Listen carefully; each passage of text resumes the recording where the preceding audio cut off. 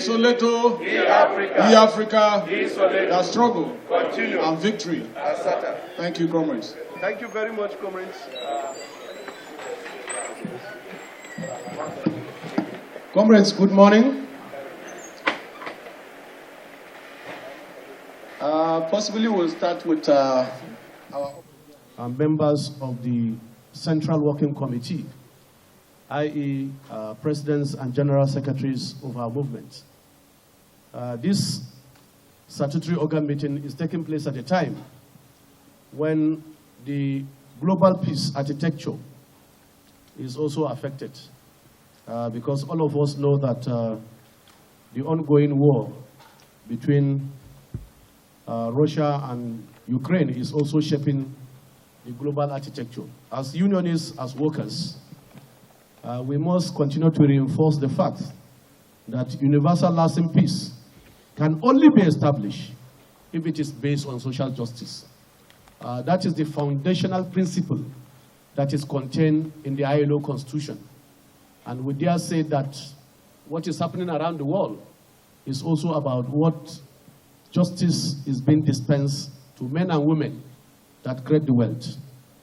And therefore, we will still advocate and also align ourselves with the statement issued by the ILO that there must be ceasement of hostility, because if you see the amount of refugees and also casualties, many of them workers, I think we can continue in that direction. And already there is a lot of tension in the world and a lot of dislocations.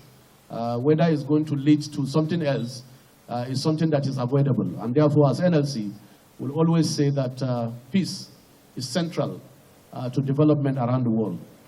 Comrades is also about looking at the state of the struggle, particularly of the working class, and particularly looking at key sectors of the Nigerian economy. I think it's very clear that we have not actually had it rosy. In fact, it has been a very challenging period. We just got out of COVID, but basically also getting out of COVID, we are in a more serious economic challenge than even the COVID. And as we speak today, all of us are aware that part of the issue we'll be discussing is the state of education in Nigeria today. The children of the poor are actually at home, whereas the children of the rich are in school. There cannot be equity and justice in such a system. And therefore, basically, we'll also be reporting to the Central Working Committee what we have been able to do to actually play some major role in order to bring about peace and to respect the sanctity of collective bargaining agreement. Till date, as we are aware, we have communicated what we think will be able to resolve the issue to government.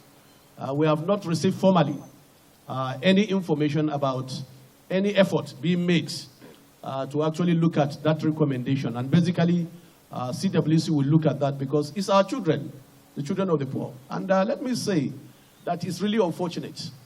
People in our generation and in the generation of the current political elites actually benefited from free education with bursary from primary to tertiary level. I can say that with nostalgia, that even me, that is under 55, I actually benefited from free education from primary to tertiary level. And on graduation, you are sure of a job. We got job without actually applying for it. But it is now unfortunate that the children of the poor, even if there is job opportunity, most of them will not even know how those vacancies will be filled up. But worse for it is that for more than 3 months, the children of the poor are actually at home. And this is not acceptable. And instead of the politicians looking at this issue as a national disaster, people are just discussing the next cycle of election. Nobody is discussing about issues. Nobody is discussing about challenges. And nobody is discussing about how to make Nigeria a peaceful place.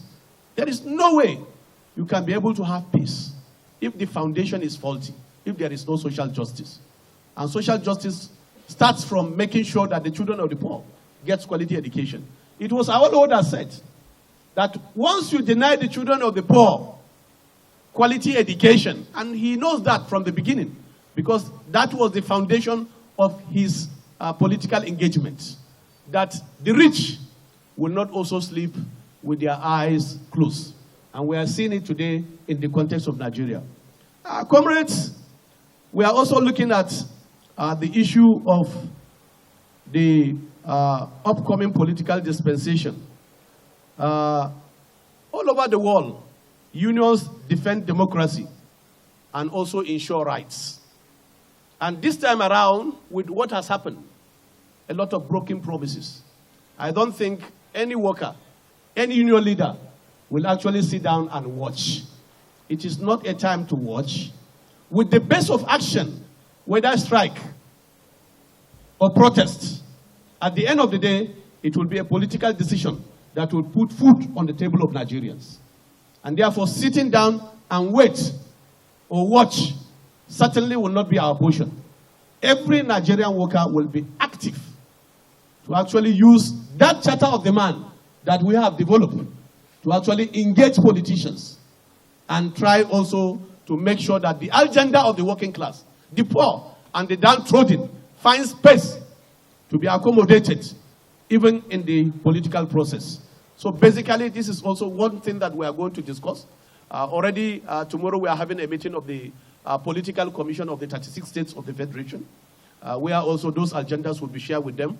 And they will go back also to constitute the 774 local government branches of our political commission. And it will go to the ward levels. So every union must play a very active role in the process. We have seen many examples around the world how the negative narrative of the working class have been changed through active political participation. Even in the most advanced democracies, we have seen that working if people are able to work together. In America, before Biden came in on board, there is what the American Federation of Labor tagged Working America. Working America means every working class person must be able to mobilize 10% to the cause of the working class. And they played a major role. And that is why when Biden came in, the first 5 appointments he made were actually from the trade unions. And you remember, go through his Twitter. He said clearly, he's not ashamed to be called a union president. And you remember, in the case of Alabama, he was the president that said no worker in America should be denied the right to belong to a trade union. And to cap it up, you are aware that he has proposed $15 per day minimum wage. Already the process is ongoing. In many climes, workers have used their workers' power to change the negative narrative. From Brazil, which we have shared severally, in 2002, President Lula was the president of CUT Brazil, our counterpart. They floated the Workers' Party. In one accord, they won. And all of us know the positive impact that Lula made in the political landscape, economic landscape, and social landscape of Brazil. He lifted 20 million workers from below the poverty line to the level of prosperity, and he left with 99% popularity. No wonder the capitalists and extreme right were fighting hard. In Australia, it's the same story. The Labour Party was in power for 16 years. So we have the number. We must use the number to change the negative narrative of our country. They don't have two heads. They have only one. In terms of idea, most of you here seated, president and general secretaries, have received the best training around the world in the best institutions. And therefore, there is no issue we cannot be able to defend. This is where we are, comrades. And therefore, it's one of the issues that we must take concrete steps. The time to sit on the fence and watch is over. Our professors, well, we assist some of them actually to arrive there, but we must now assist ourselves to also change the negative narratives. So once again, comrades, I want to thank you immensely for finding time to be here. State of the nation, the situation of labor, all those issues will be part of this very important statutory meeting of our Central Working Committee.